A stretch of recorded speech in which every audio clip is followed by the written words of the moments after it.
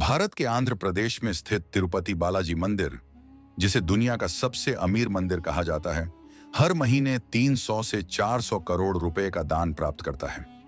मंदिर की कुल संपत्ति 5 लाख करोड़ से भी अधिक आंकी गई है, जो दुनिया के कई देशों के वार्षिक बजट से भी ज्यादा है।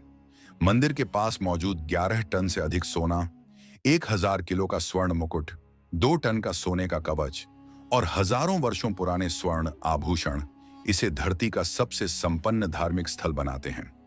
लेकिन इतना धनी होने के बावजूद भगवान वेंकटेश्वर को कर्ज में डूबा हुआ क्यों माना जाता है?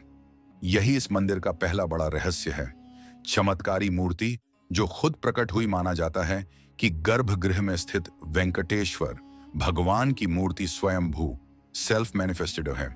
इस मूर्ति के बारे में सबसे चौंकाने वाली बातें, गर्भगृह में तापमान हमेशा 20 डिग्री सेल्सियस रखा जाता है, फिर भी मूर्ति से लगातार पसीना निकलता है। पुजारी हर थोड़ी देर में इसे पोंछते हैं। जब मूर्ति पर चंदन लगाया जाता है तो छाती पर माता लक्ष्मी और पद्मावती की आकृति उभर आती है।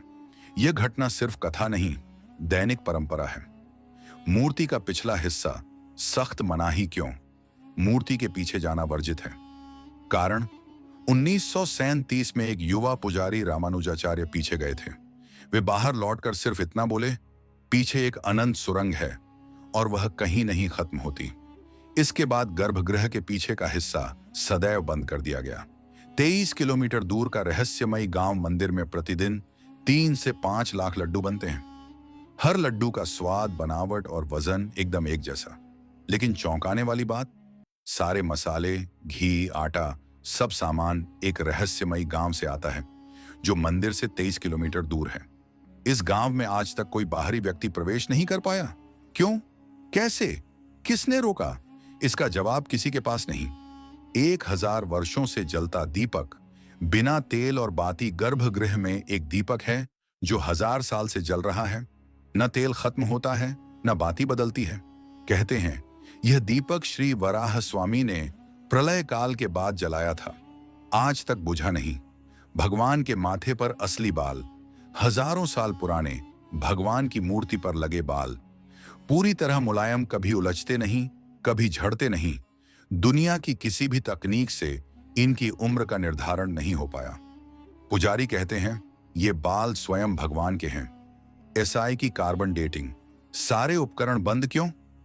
1987 में जब एएसआई ने मंदिर की उम्र जानने के लिए कार्बन डेटिंग की, उसी समय सभी मशीनें बंद हो गईं। कई बार कोशिश हुई, परिणाम वही। आखिर ऐसा क्या है इस मंदिर में जो आधुनिक विज्ञान को भी अस्वीकार कर देता है? नासा का प्रोजेक्ट गरुदा, 2020 की बंद हुई रिपोर्ट। 2020 में नासा ने प्रोजेक्ट गरुदा के तहत तिरुमला पहाड़ियों का स्कैन किया। रिपोर्ट तैयार हुई, लेकिन पब्लिश होने से पहले पूरी तरह बंद कर दी गई। लीक हुए भागों में कहा गया, तिरुमला पर्वत प्राकृतिक नहीं, एक परिष्कृत ऊर्जा संरचना की तरह व्यवहार करता है। सबसे बड़ा दावा था 2025 में इससे जुड़ा एक परिवर्तन दिखाई देगा, लेकिन रिपोर्ट आज तक सार्वजनिक नहीं हुई। कृष्णमणि, कोहिनूर से भी महंगी। भगवान के मुकुट में लगी दिव्य मणि को कृष्णमणि कहा जाता है। कई विद्वानों का मानना है कि यह विष्णु पुराण में वर्णित कौस्तुभ मणि का अंश हो सकती है। यह मणि सामान्य प्रकाश में साधारण दिखती है, लेकिन गर्भगृह के दीपक में यह नीले प्रकाश की एक ऊर्जा लहर बन जाती है। मंदिर कैसे बना? सच्चाई जो छिपाई गई। लोग कहते हैं मंदिर कृष्णदेवराय ने बनवाया, पर इतिहास कहता है पहला निर्माण पल्लव राजवंश 9वीं शताब्दी, विस्तार चोल राजवंश 11वीं शताब्दी, स्वर्ण गोपुरम विजयनगर साम्राज्य 1509, चांदी का सिंहासन मराठा पेशवा 1750। आईआईटी मद्रास के 2018 के अध्ययन में पता चला दीवारों के पत्थरों के बीच 0.2 इंच का सटीक अंतर है। यह तकनीक आज लेजर के बिना संभव नहीं। फिर 1000 साल पहले कैसे बनाई गई? शायद इसी कारण मंदिर में 7 गुप्त सुरंगों का उल्लेख मिलता है। ब्रह्मास्त्र सुरंग, स्वर्ण बंदर मार्ग, काला पानी सुरंग और 4 अन्य जिनका आज भी कोई रिकॉर्ड नहीं। 2 करोड़ 50 लाख करोड़ का खजाना जाता कहां है? मंदिर हर साल 5000 करोड़ से अधिक कमाता है, 2000 करोड़ से अधिक खर्च करता है, पर उसका खजाना हर साल 10 गुना गति से बढ़ता है। कारण देश के सबसे बड़े अन्नदान कार्यक्रम, 300 से अधिक मंदिरों का संचालन, अस्पताल, स्कूल, गौशालाएं, हजारों लोगों को मुफ्त भोजन। लेकिन इससे भी बड़ा रहस्य, मंदिर के खजाने की सुरक्षा भारतीय सेना और विशेष बलों द्वारा की जाती है। खजाने के कई हिस्से ऐसे हैं जहां आज तक कोई मानव प्रवेश नहीं कर पाया। कर्ज का रहस्य क्यों भगवान आरणी है? कहानी के अनुसार विष्णु ने पद्मावती से विवाह करने के लिए कुबेर से उधार लिया था और प्रतिज्ञा की थी, कलयुग समाप्त होने तक यह कर्ज चुकाऊंगा।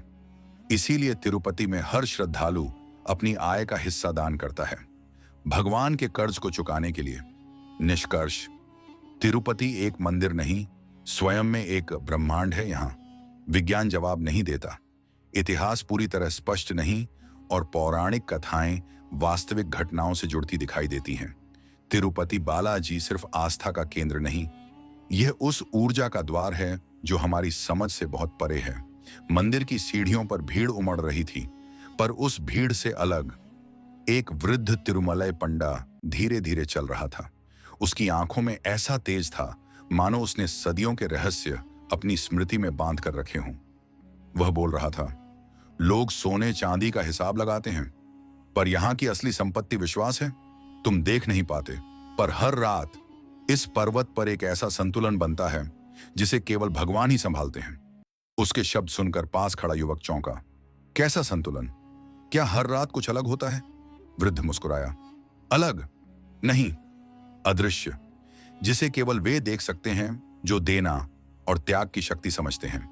वह आगे बोला, तुमने देखा होगा, तीर्थयात्री करोड़ों चढ़ाते हैं, पर मंदिर के खजाने में कभी कमी नहीं होती, न कभी अधिकता का बोझ। मानो कोई अदृश्य शक्ति लगातार संतुलन बनाती रहती है। कभी दान बढ़ जाता है, कभी मंदिर स्वयं चमत्कारिक रूप से खर्च निकाल देता है।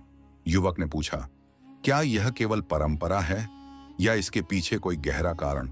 वृद्ध ने आकाश की ओर देखा। वेंकटेश स्वयं इस स्थल को संभालते हैं। यहाँ का धन ईश्वर का है, और ईश्वर का धन कभी रुकता नहीं, बस बहता है, एक नदी की तरह। तुम उसे रोक नहीं सकते, तुम उसे नाप नहीं सकते, तुम बस उसका साक्षी बन सकते हो। युवक अब मंत्रमुग्ध था।